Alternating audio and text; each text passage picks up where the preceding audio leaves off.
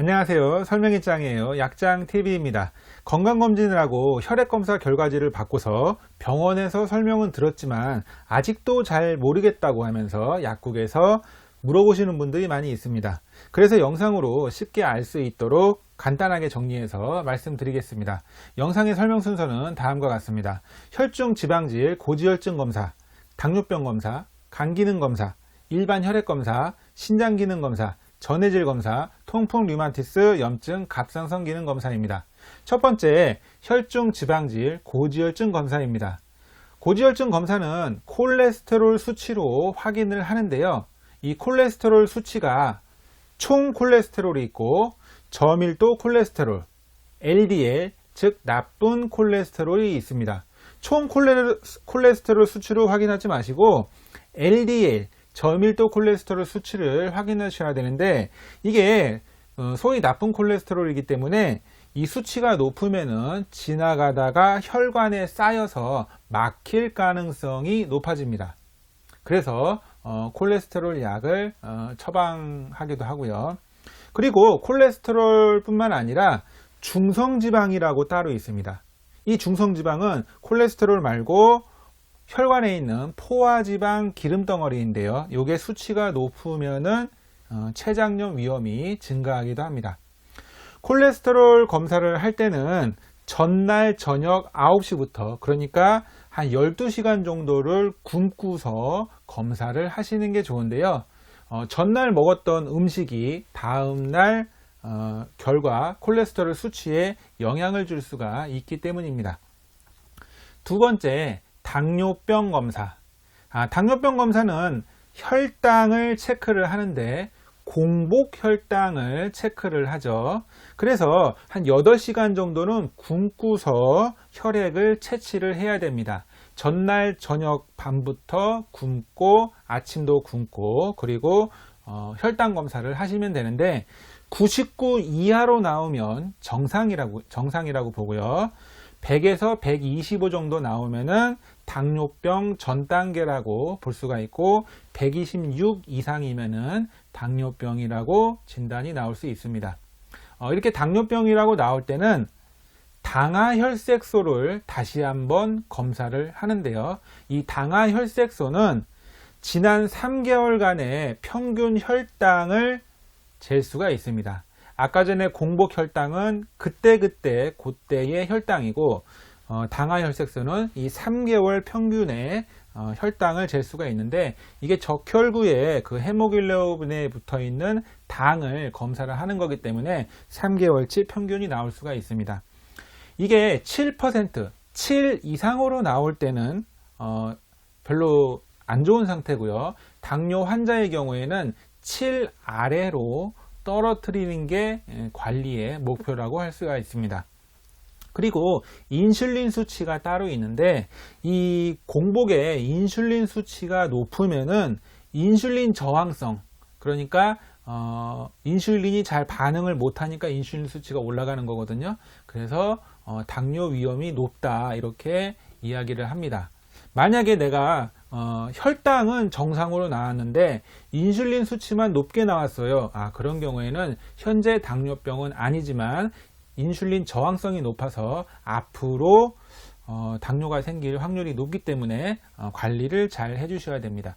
그리고 병원에서 뭐 혈압당뇨약을 매일매일 받는 분들은 그냥 올 때마다 혈당을 병원에서 체크해 주기도 하는데, 그냥 식사를 하고 온 경우가 있습니다. 식사를 하고서 혈당을 쟀을 때 식후 혈당은 140 이하로 나오시면 아주 상태가 좋으신 거고요.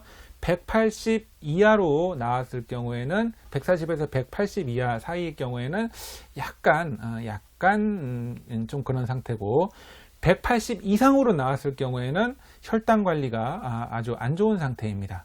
그러나 이거는 식사 무엇을 드셨냐, 얼마나 드셨냐에 따라 달라지기 때문에 정확하진 않고요. 정확하게 보려면은 빈속에 공복에 혈당을 재셔야 됩니다.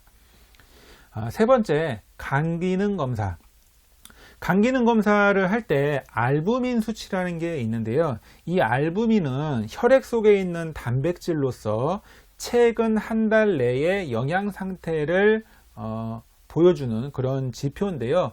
알부민 수치가 떨어지면 영양 결핍 가능성이 있는 거고요. 아니면은 간경화, 간이 매우 안 좋을 때 알부민 수치가 떨어집니다.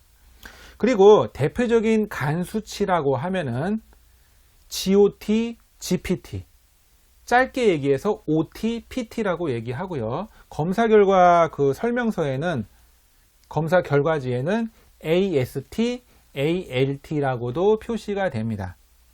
이게 대표적으로 간이 안 좋을 때 간 수치가 올라가는 바로 그 수치에 해당이 되는데요. 수치가 많이 올라가 있으면 당연히 간이 많이 손상되어 있다라고 판단을 합니다. 보통 약을 많이 드시는 경우, 아니면은 건강기능식품 이것저것 많이 드시는 경우, 무슨 즙을 너무 많이 드신 경우, 아니면 한약을 많이 드신 경우, 아니면은 무슨 간염, 이렇게 간에 염증이 있는 경우에도 이 수치가 상승하기도 합니다. 그리고 감마 GTP라고 하는 그 수치가 있는데, 이 수치는 주로 알코올에 의한 간 질환을 판단하는데 많이 이용을 하고 있고요. 이게 수치가 높게 되면은 간이나 담즙, 쓸개즙 분비에 문제가 있거나 췌장에 문제가 있을 가능성이 있습니다. 그리고 알칼리 포스파테즈라고 ALP라는 간 수치가 있는데요. 이거는 그 담즙, 그 담도나 뼈에 이상이 있는가 없는가를 보는데 주로 사용을 하고요. 수치가 높다면 쓸개즙, 담즙의 그 분비에 문제가 있다거나, 아니면 뼈, 혹시 골수암인 경우에도 이게 수치가 많이 올라갑니다. 그리고 빌리루빈 수치가 있거든요. 이 빌리루빈은 우리가 황달, 간이 안 좋았을 경우에 황달이 올 수도 있는데, 이 황달의 원인이나 종류를 판단할 때 빌리루빈 수치를 많이 보기도 합니다. 그래서 간 손상이나 담즙 배설이 원활하지 않고 막혔을 경우에는 빌리루빈 수치가 올라갑니다. 아밀라제라는 수치도 있는데, 이 아밀라제는 탄수화물 분해 효소로서 췌장의 기능을 볼 때 아밀라제 수치를 보는데, 수치가 많이 올라가게 되면 이거는 간이 아니라 췌장염일 가능성이 있습니다. 그 다음에 일반 혈액 검사입니다. 일반 혈액 검사는 적혈구수, 백혈구수, 그리고 혈소판수, 이런 것들을 주로 보는데요. 적혈구 수치가 높아지면은 탈수, 물이 부족한 상태, 심한 설사를 했다든지 아니면 물을 안 드셨다든지 이런 탈수 상태에서 적혈구 수치가 올라가고, 적혈구 수치가 떨어졌다면 빈혈입니다. 빈혈이나 아니면은 출혈이 많이 있거나, 아니면은 뼈 골수에 문제가 있을 경우에도 적혈구 수치가 떨어집니다. 그리고 혈색소라고 있습니다. 혈색소는 헤모글로빈이라고 하는데, 적혈구 안에 있는 헤모글로빈인데, 이게 수치가 증가를 하면은 적혈구가 증가했다, 아니면 심장질환이 있을 때도 이 수치가 증가를 하고요. 이 혈색소량, 헤모글로빈 수치가 떨어질 경우에는 역시나 빈혈일 경우에 떨어지고요. 아니면 너무 많이 떨어졌을 때 혹시 백혈병, 암일 경우에도 수치가 많이 감소를 합니다. 그리고 적혈구 용적률이라고 있습니다. 적혈구 용적률은 이렇게 피가 있을 때 밑에 이렇게 굳는 거, 딱딱하게 피딱지가 형성되는 그 부분을 갖다 적혈구 용적률이라고 하는데, 이게 비율이 높아지면은 탈수 상태일 때 비율이 높아지고요. 비율이 감소할 때는 빈혈 상태에서 비율이 감소합니다. 아니면 혹시 너무 감소했을 경우에는 출혈 위험도 많이 높아진 상태라고 할 수가 있고요. 평균 혈구 용적 MCV, 평균 혈구 혈색소 MCH, 평균 혈색소 농도 MCHC, 이런 것들도 적혈구를 볼 때 보는데, MCV는 적혈구가 크다 작다 이런 것들을 보는 겁니다. 그래서 적혈구의 부피가 크다 작다. 그래서 수치가 올라가면은 이제 비타민인 B12, 그리고 엽산, 이 피를 만들어내는데 도움이 되는 B12와 엽산이 부족한 경우에는 이 수치가 올라가고요. 이 수치가 떨어졌을 경우에는 철분이 부족해서, 그러니까 철분제를 드셔야 되는 경우죠. 철분이 부족했을 경우에도 떨어집니다. MCH가 떨어졌을 경우에는 빈혈 상태고요. MCHC가 요게 수치가 올라갈 때는 적혈구 안에 있는 그 헤모글로빈의 혈색소, 헤모글로빈이 많다라는 뜻인데, B12와 엽산이 부족하면 수치가 올라가고요. 그리고 요게 수치가 떨어졌을 때 적혈구 안에 있는 헤모글로빈 혈색소 수치가 떨어졌다라는 것을 의미하는데, 그것은 철분이 부족하다라는 걸 의미한다. 이런 식으로 해석하기도 합니다. 백혈구는 우리 그 나쁜 병원균이나 세균이나 바이러스와 싸우는 게 백혈구죠. 그래서 이 수치가 올라갔을 경우에는 우리 몸에 감염이 있는 상태, 예를 들어서 감기에 걸렸다거나 아니면 장염에 걸렸다거나 뭔가 감염, 염증이 있을 경우에는 이 수치가 올라갑니다. 물론 정신적인 스트레스를 받았을 경우에도 올라가기도 합니다. 중성구, 뉴트로필은 이거 계산할 때 쓰는 건데, 백혈구 수에서 이 중성구에 더하기 빼기 곱하기 막 이런 걸 해가지고 감염 위험이 높냐 안 높냐 계산할 때 쓰는 거고요. 임파구는 바이러스의 수치가 올라가면은 바이러스에 감염이 됐다는 뜻이고, 아니면은 뭐 림프암인 경우에도 수치가 올라갑니다. 그리고 단구라고 있습니다. 모노사이트 단구라고 있는데, 요게 수치가 올라가게 되면 만성적인 염증이 있다, 감염이 있다, 스트레스를 많이 받고 있다, 이런 게 요 수치로 볼 수가 있고요. 염기구라고 있습니다. 바소필이라고 하는 염기구는 염증 상태거나 과민 반응, 아나필라시스 과민 반응이라고 해서 아주 위험한 상태에서는 이게 수치가 많이 올라가고, 혹시나 백혈병인 경우에도 이 수치가 올라갑니다. 그런 거 참고하기 위해서 보는 거고요. 뭐 이 수치가 올라갔다고 무조건 뭐 백혈병이다, 아니면 아나필라시스 과민 반응이다, 이런 뜻이 아니고, 그럴 가능성이 높아진다라는, 그래서 참고 삼아 보는 그런 검사법입니다. 호상구, 에오시노필이라고 있는데, 이 호상구가 수치가 올라가게 되면 알레르기 반응이 몸에서 나타날 가능성이 높아진 겁니다. 아니면 천식이 있다거나 아니면 기생충 감염 시에도 요 수치가, 호상구 수치가 올라갑니다. 그런 걸로 이제 이 수치가 올라가 있으면 혹시 기생충이 감염이 되어 있나, 알레르기가 심하신가라고 이렇게 추가 검사가 필요한 거죠. 혈소판수는 피가 굳게, 혈액이 응고될 때 필요한 거, 피가 멈출 때 필요한 게 혈소판이죠. 혹시 출산을 했다거나 아니면은 뭐 피여성인 경우에 피임약을 복용하시는 경우에도 이 혈소판 수치가 올라가기도 합니다. 그리고 이 혈소판 수치가 떨어질 경우에는 피가 멈추지 않을, 그러니까 출혈 위험성이 높아지는 상태라고 볼 수 있고요. 혹시나 혈액암이 있는 경우에도 이 혈소판 수치가 확 떨어집니다. 그런 거 참고 삼아 보는 거고요. 신장 기능 검사. 신장 기능 검사는 혈중 요소 질소 BUN 수치를 이제 보는데요.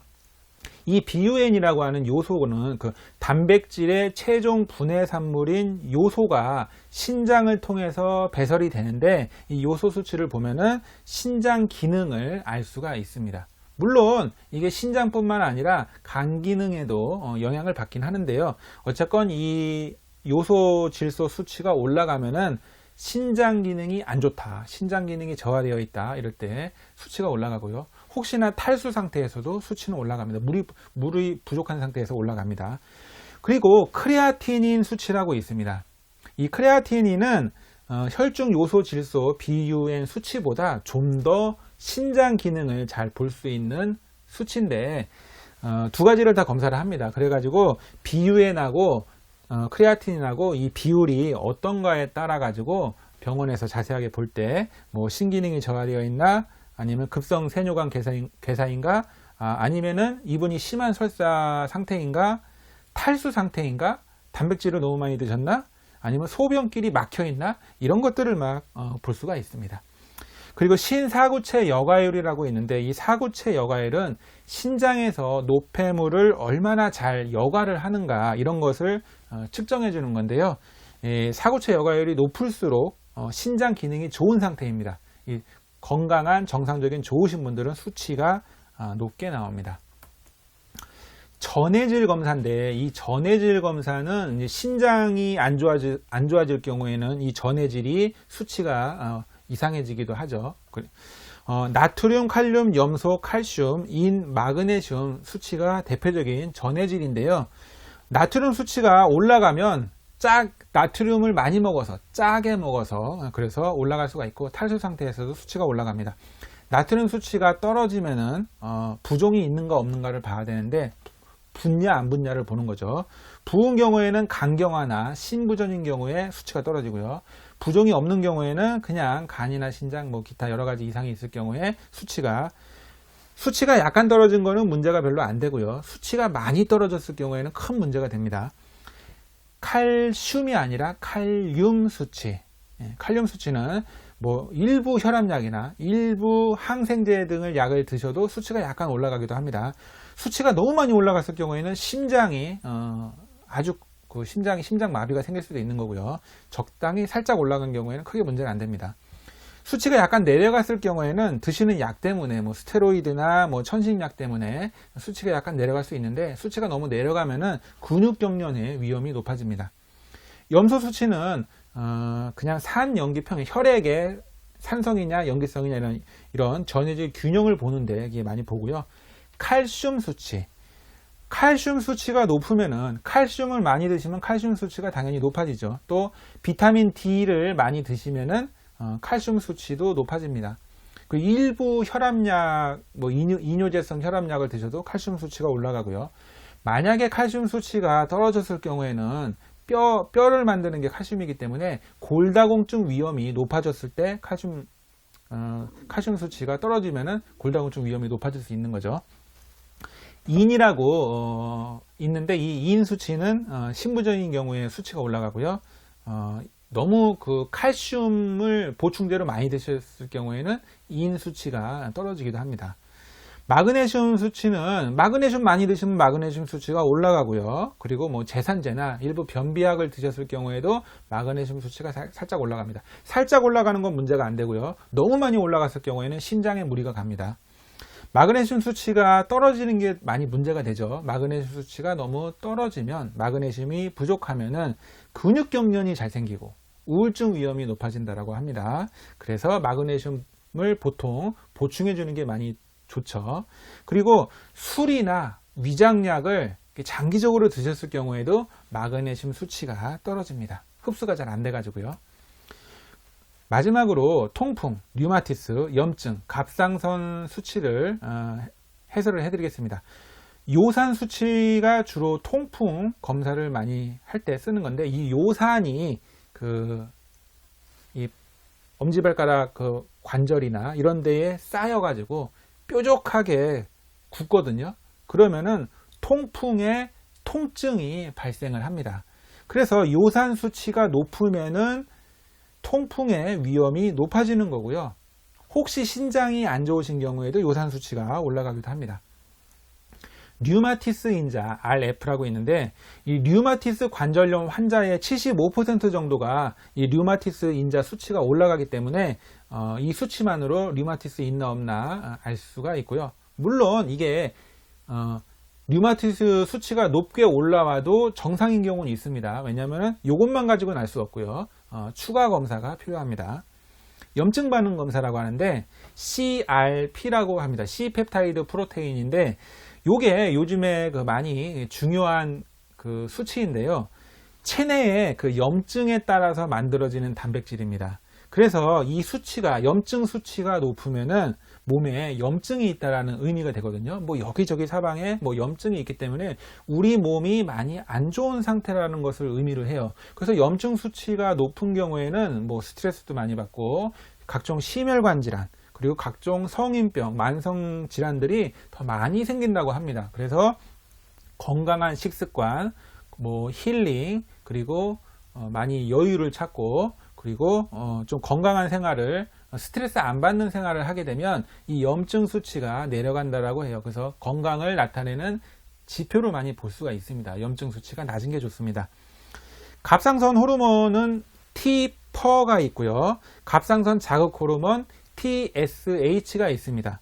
그래서 이 갑상선 호르몬이 많으면은 갑상선 기능 항진증, 갑상선 호르몬이 적으면은 갑상선 기능 저하증, 이렇게 보고요. 참고 삼아 갑상선 자극 호르몬은 이 수치가 반대로 가는데 이런 거 참고해서 갑상선 기능을 판단을 합니다. 이상으로 건강검진 결과에 대해서 알아보았습니다. 본 영상은 알기 쉽고 간단하게 설명하기 위해서 생략된 내용이 많습니다. 자, 제가 아까 전에 말씀드린 거 이외에 다른 질환을 나타낸다거나 이런 것들이 많이 있는데 자세하게 이야기를 하면은 1시간, 2시간, 3시간 이야기에도 끝이 없기 때문에 간단하게 이야기를 했고요. 영상의 내용은 참고로만 봐주시고요. 건강검진 결과에 대한 자세한 내용은 병원에서 상담해 주시기 바랍니다. 내용이 마음에 드시면 구독과 좋아요를 눌러주시고요. 알람 설정도 해주시면 감사하겠습니다. 다음에 더 좋은 영상으로 찾아뵙겠습니다. 시청해 주셔서 감사합니다.